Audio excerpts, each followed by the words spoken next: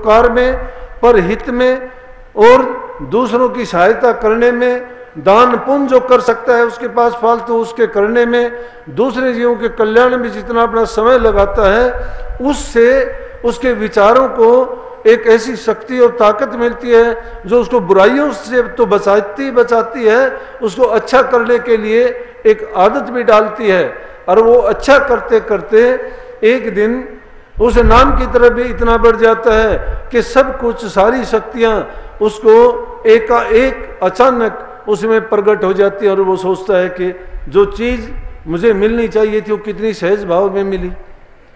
अब सोने पर सुहागा है। संतों ने इसीलिए इस जीव के कल्याण के लिए रामायण में एक बहुत हर एक अक्षर लाख लाख मोल का है उनमें, कि उनमें कई है कि पर हित समान धर्म नहीं कोई। अरे दूसरे के हित के बराबर कोई धर्म नहीं है। हम तो दूसरे का हित का, हम तो दूसरे के लिए अपने मन में बुराई पहले भरते हैं। मन के अंदर बुराइयां नहीं चाहिए। जब तक बुराइयां भरी पड़ी हैं तब तक नाम नहीं ठहर सकता, क्योंकि जहां काम तहां नाम नहीं, और जहां नाम नहीं काम, कहें कबीर दो टिके नहीं रवि रजनी एक ठाम। जिस प्रकार से एक जगह पर दिन और रात दोनों नहीं ठहर सकते, उसी प्रकार से जिस हृदय में तुम नाम बसाना चाहते हो उसके अंदर काम नहीं होना चाहिए। काम नाम है कामनाओं का, वासनाओं का, तृष्णाओं का, हमारी चाह, और वो चाह कभी पूरी नहीं होती हैं। वो इच्छाएं इस प्रकार से हैं जैसे समुद्र में उठने वाली लहरें। उन लहरों का भी अंत है, समुद्र के किनारे पे जाके ठहर जाती है, रुक जाती हैं। लेकिन इंसान के दिल में उठने वाली तृष्णाएं, इच्छाएं कभी नहीं भरती हैं, क्योंकि उनका अंत ही नहीं है। ये मन रसिया है, इसको अलग अलग रस चाहिए। कभी इंद्रिय भोग में खुश होता है, कभी अपनी मान बढ़ाई में खुश होता है, कभी इसको किसी चीज की इच्छा होती है तो कभी किसी चीज की इच्छा होती है। और हम चाहते हैं कि इसको पल भर में काबू कर लें।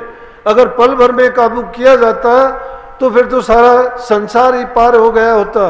फिर इन सत्संगों की, सतगुरुओं की, नाम की, इन चीजों की जरूरत नहीं होती। इनकी जरूरत बल्कि जीवन पर्यंत रहती है। कई प्रेमी आके कहते हैं, पूछते हैं कि जी मुझे नाम लिए इतने दिन हो गए, प्रकाश नहीं होता है, मेरा अभ्यास नहीं बनता है, मेरा सुमरण नहीं बनता है।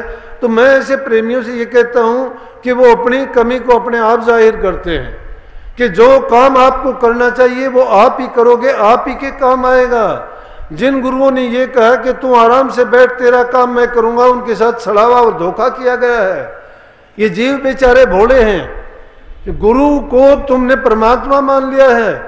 गुरु परमात्मा नहीं है, लेकिन परमात्मा का रास्ता बताने वाला है। परमात्मा को नहीं भूलना चाहिए। परमात्म शक्ति सबसे सर्वोच्च वही है। लेकिन गुरु का एहसान हम पर क्या है कि गुरु ने उसका गुणगान करके हमें वो रास्ता बता दिया। बिना गुरु के ज्ञान नहीं मिलता, इसलिए हमारे लिए गुरु भी पूज्य है। और गुरु परमात्मा से पहले पूज्य है, लेकिन गुरु होना चाहिए। गुरु पाखंडी नहीं, जो तुम्हारे धन को हरता हो, बुरी बातें सिखाता हो, तुम्हें भलाई के रास्ते से हटाता हो, या तुम्हें संसार की चीजों में उलझाता और फंसाता हो, या अपना कोई कारोबार और व्यापार चलाता हो, वो गुरु नहीं है। धर्म कोई तिजारत नहीं होता। धर्म तो जीव से अच्छे काम करवाने की और बुराइयों को त्यागने का जो संदेश देके जीव को ऊंचा उठाता है और इस संसार की दलदल से निकाल के जन्म मरण से छुटकारे के बंधनों से मुक्त करा के उसको वो ज्ञान देता है कि जिसको पाके वो जीव धन्य हो जाता है, फिर वो बार बार नहीं मरता है। ये बार बार का मरना तभी होता है जब तक ये जीव अज्ञान में रहता है। और जीव को जब ज्ञान हो जाता है तो फिर इसको समझ आ जाती है। लेकिन बिना रमज संतों की वाणी की समझ नहीं आती। संतों की वाणी की भी एक एक अक्षर पर अगर तुम चिंतन करके देखोगे, विचार करके देखोगे, तो उनमें पाओगे। और वक्त आने पर जब वो बात सत्य होती है, फिर हम कहते हैं कि बात तो सच्ची कही थी, लेकिन हम उसको समझ नहीं पाए, कह नहीं पाए। क्योंकि जिसकी परमार्थ के लिए, परोपकार के लिए जिसने अपना जीवन लगाया है, परहित के कारण, जो दूसरों को संदेश देने के कारण बिना किसी लालच के, बिना किसी स्वार्थ के, बिना स्वार्थहीन जो वचन किसी को दिया जाता है उसमें निश्चित रूप से दूसरे का कल्याण होता है। और शिष्य के लिए तो गुरु का वचन मंत्र मानना चाहिए। अगर भूले से भी वो हमारे विपरीत लगे या जिससे सुनने से हमें दुख हो, लेकिन दुख नहीं मानना चाहिए। जाहिर में वो दुख देने वाला लगता है, लेकिन जब आगे चल के पाओगे, देखोगे तो वही गुरु का वचन तुम्हें त्यागने वाला बन जाएगा। और फिर जब उसकी याद आएगी, उस बात को मानोगे, तब आपको ये समझ आ जाएगी कि गुरु ने मेरे हित की बात कही थी। क्यों कि अपने लालच के बस जो गुरु हो जाता है वो तो अपने लालच और अपने स्वार्थ पूर्ति हेतु किसी शिष्य को भरमाता है, लेकिन जिसका अपना कोई स्वार्थ नहीं है तो वो शिष्य को सही और सच्चा मार्ग दिखाएगा। संत मत की लाइन ये थी, संतों ने कभी भी संसार के जीवों को सही रास्ते से भरमाया नहीं, बल्कि उनको भटके हुओं को राह दिखाया, जिन्होंने बुराइयों से उनको बचा दिया। और इस युग में तो मैं कहता हूं नाम की कमाई करना तो आगे आती है बात। पहले हमने जो बुराइयां व्याप्त हैं, जिनमें हमने अपने मन को, अपने शरीर को, अपने जीवन को लगा दिया है, और वो बुराइयां करते करते जिनका कोई अंत नहीं है, हमारा पारिवारिक जीवन जिससे बर्बाद है, समाज में हम बुरे बने हुए हैं। अगर मान लिया जाए कोई भी बुराई करते हो, नशा करते हो, जुआ खेलते हो या और कोई लड़ाई झगड़ा करते हो, क्योंकि मन तो शैतान है, अगर अच्छी जगह नहीं लगाया गया तो ये कुछ ना कुछ और करेगा। इसलिए क्यों ना पकड़ के इसको सतगुरु की शरण में कर दें, ताकि गुरु जो इसको जो भी बात कहेगा वो हर रूप में इसके कल्याण की होगी, हित की होगी।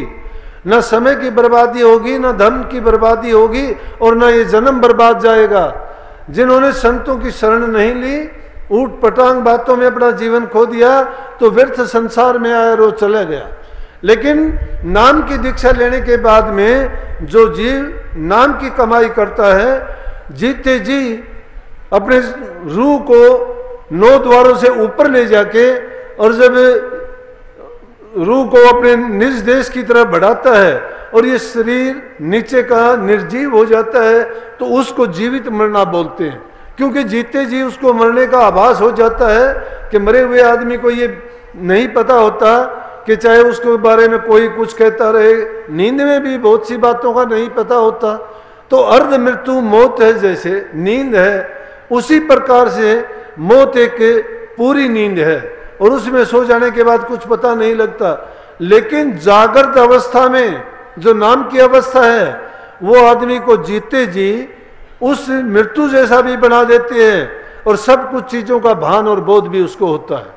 जो जो उन मंजिलों पे पहुंचता है, प्रकाश को देखता है, शब्द को सुनता है, इस बाहरी संसार की दुनिया को छोड़ के अगम देश की तरफ जब वो बढ़ना शुरू हो जाता है, तो वो स्वयं प्रकाश रूप बन जाता है। उसमें ना कोई वजन रहता है, ना जीव अपने ही शरीर को, अपने ही जीवन को खुद ही देखता है। वो जब नीचे की तरफ झांक के देखता है तो उसी के शरीर के किए हुए कर्मों का उसको खुद को पता लगता रहता है। उस आत्मदेव को जब उसको वो आत्मा आनंद आता है तो संसार के सब रस फीके लगते हैं। जब रूह उस दर्जे पर पहुंच जाती है तो ना उसको संसार का ज्ञान है, ना शरीर का ज्ञान है, ना वह गुरु रहता है और ना वो स्वयं रहता है। जब एकम एका ये रूह हो जाती है तब वो जीवित मरना हो जाता है। जब उस मौत को एक बार ये देख लेता है, फिर ये रोज रोज का मरना, रोज रोज का अलग अलग नीची ऊंची योनियों में जाना, ये कष्ट और दुख दुनिया के ढोते ढोते दुखी हो जाना। जीवन क्या देखते हो? इंसान के रूप में पशु का जीवन जीते हैं। इंसान का जीवन लेके पशु के कर्तव्य हम करते हैं। चोला मनुष्य का है, काम हम पशुओं जैसे करते हैं। अरे इंसान का चोला तो जो देवताओं को भी दुर्लभ है, देवता लोग भी जिसकी याचना करते हैं, कहते हैं कि मालिक एक बार हमें इंसान का चोला दे। क्यों दे? कि उनके भी निर्धारित समय है। देवी देवताओं को जो जगह मिली हुई है उस जगह पर शुभ कर्मों के कारण मिली है, वो शुभ कर्म पूरे हो जाएंगे, उनको भी गिरा दिया जाएगा। बार बार बड़े बड़े राजाओं ने, योगियों ने, उन तपधारियों ने तप करने के बाद में इंद्र जैसों के राज्य को लेने की लालसा रखी, बार बार इंद्र विष्णु भगवान के पास पहुंचता है, बार बार जाके उनको कहता है कि मेरी गद्दी छीनने वाली है, मेरा राज छीनने वाला है, मेरी मदद करो। और विष्णु भगवान अनेक बार अनेक रूप धार के राक्षसों का संहार करने के लिए मृत लोक में भी मनुष्य रूप धर के आए हैं। चाहे कितनी भी कोशिशें की, लाख प्रकार की चालाकियां की, फिर भी हर प्रकार से विष्णु भगवान ने उस शक्ति के बराबर कोई नहीं है। लेकिन इंसान की मूर्खता यह है कि ये उस शक्ति को भी चैलेंज कर देता है, उसको भी कहता है कि मैं तुझे देखूंगा। इंसान में वो शक्ति नहीं है, लेकिन अगर उसने नाम की कमाई की है तो उसमें ये जरूर आ जाएगा कि उसको इन चीज़ों की चाह नहीं रहेगी, ना राजकाज की चाह, ना धन दौलत की चाह, ना उसको संसार के सुखों की चाह, ना उसको ऊंचे परिवार खानदान ऊंचे पदों की चाह रहेगी। उसको चाह रहेगी एक सिर्फ कि चाहना रखे राम नाम की सारे धोने धो देगी, इससे दूजी चाहना है वो तुझे दुनिया जान से खो देगी। अगर चाहना राम नाम की रखोगे तो सारी चीज़ों की पूर्ति हो जाएगी। लेकिन हमारी चाहना के दूसरी चीज़ों में, संसार के पदार्थों में, आज एक चीज़ की चाह उठी है, कल को 2 की उठेगी, पूरी हो जाएंगी, आगे 10 की, आगे 20 की, कभी रुकती नहीं है। जिसको भी देखो, साइकिल पे चलने वाला मोटरसाइकिल चाहता है, मोटरसाइकिल वाले को अगर 3 पहिए का अगर वो ये टेम्पू ऑटो मिल जाता है, वो भी उसकी गद्दी पर हाथ मार के कहता है कि चल, गाड़ी बोलता है उसको, क्योंकि उसकी चाह थी, उससे बड़ी चीज़ मिली, लेकिन रुकी नहीं है चाह अभी। उसके लिए वो कार से आगे, आगे से आगे कुछ का कुछ चाहता है। किसका? ये तृष्णाओं का ही फल है।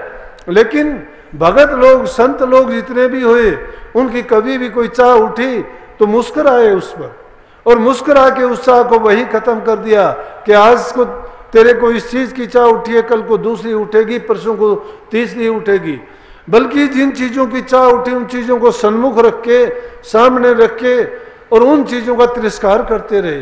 वो तिरस्कार भी किस तरह से कि सामने होते हुए उन चीज़ों का प्रयोग नहीं किया, उनको मन को ललचाते रहे, इंद्रियों को दिखाते रहे, और उनको उसी के सामने रख के उनको हराते रहे।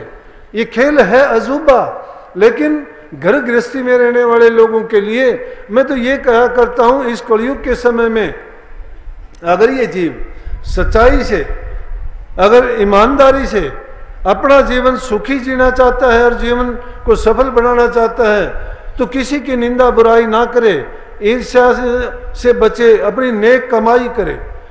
जो दूसरों की चीज़ों पर निगाह करता है, आगा पीछा करता है, छल बल करके, चतुराई करके उनको हासिल करना चाहता है, वो समझो दूसरे को नहीं, अपने आप को छलता है, अपने आप को लूटता है और अपने आप को गिराता है, नरकों में ले जाने के लायक बनाता है। अपने जीवन को सफल बनाने के लिए आदमी ये सोचे कि जिसके साथ जो घटित होता है उसको सोचना चाहिए कि ये बात अगर तेरे साथ हो तो तुझे उस बात का कितना दुख होगा। जो दूसरों के साथ तुम ऐसा करता है वो चीज़ अपने आप पर लागू करके देखनी चाहिए। फिर इंसान, मैं कहता हूँ, ऐसा बुरा करने की कभी सोचेगा भी नहीं। हमेशा अगर चाहते हो तो दूसरे दुश्मन का भी अच्छा करने की सोचो। जो इंसान दूसरे का अच्छा करता है उसका परमात्मा अपने आप अच्छा करेगा।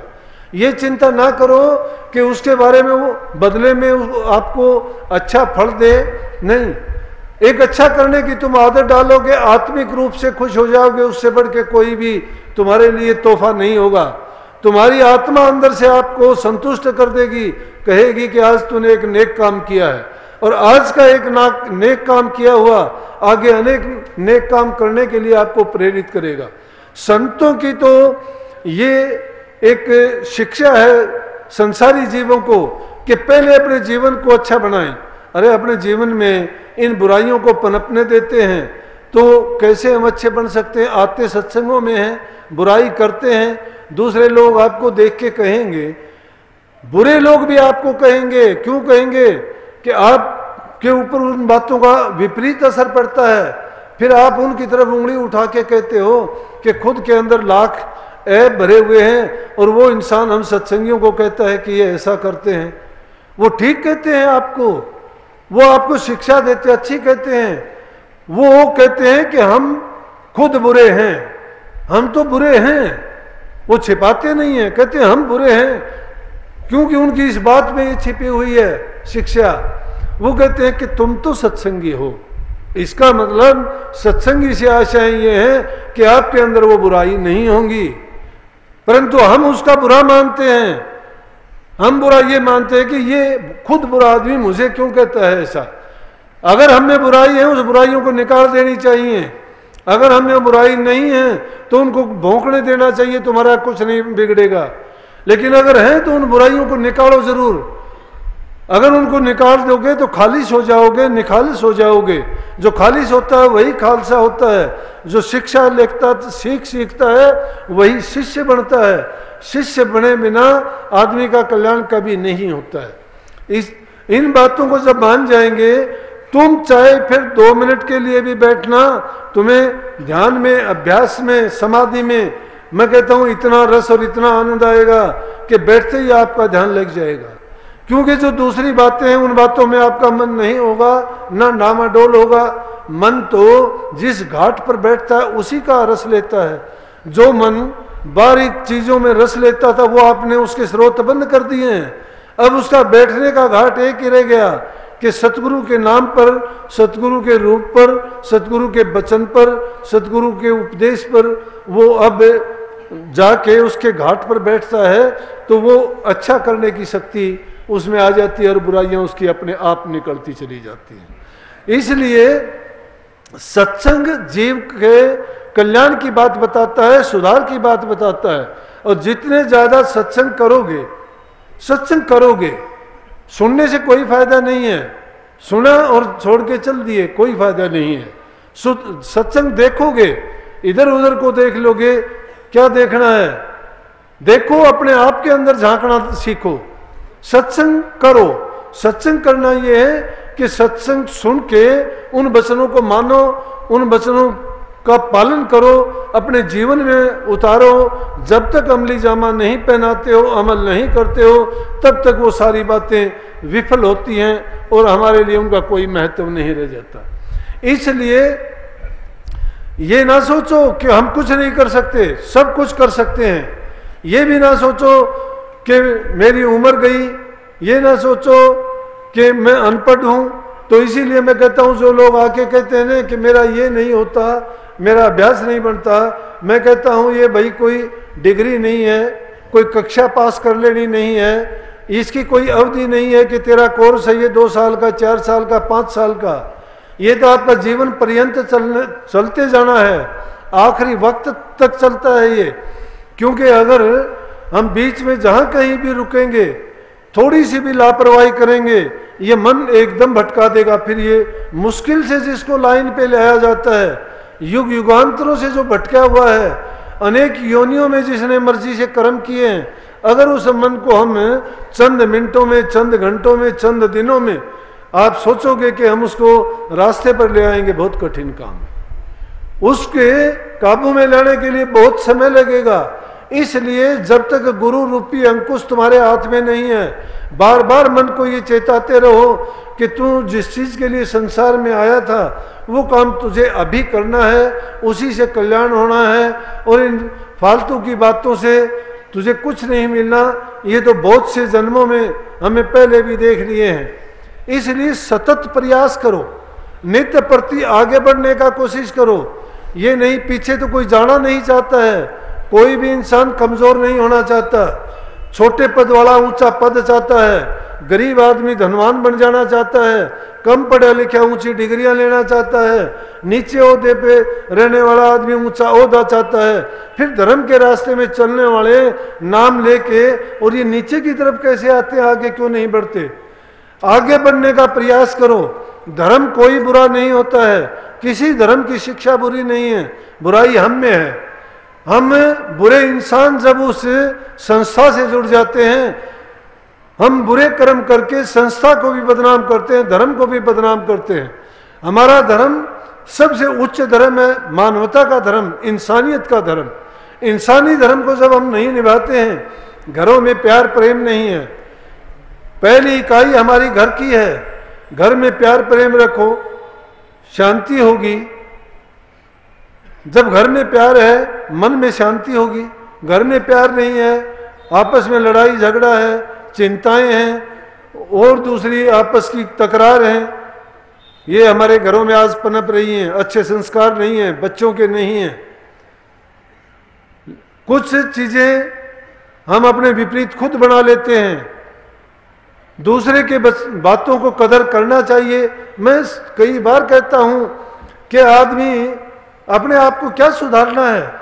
अगर तुम्हें कहता है कोई, अगर तुम्हारे साथ कोई बुराई होती है तो तुम उस बुरे आदमी को माफ कर दो, अपने आप माफ कर दो बिना कहे। अगर तुम्हारे से कोई गलती हो जाती है, एक पल की देरी ना करो, उसी समय अपने आप कहो कि माफ करो, मुझे मेरी गलती हो गई, खत्म हो गई कहानी उसी टाइम। अगर तुमने एक बात को ज्यादा बढ़ाई, कबीर साहब तो कहते हैं कि आवत गाड़ी एक है उल्टत होए अनेक, कहें कबीर ना उल्टीता हूं एक ही एक। अगर गाली तो एक ही है, अगर एक गाली किसी ने दी है, बुराई से बुराई नहीं मिटती, तो तुम अनेक गालियां देते हो। मैल से मैल कभी साफ नहीं होता।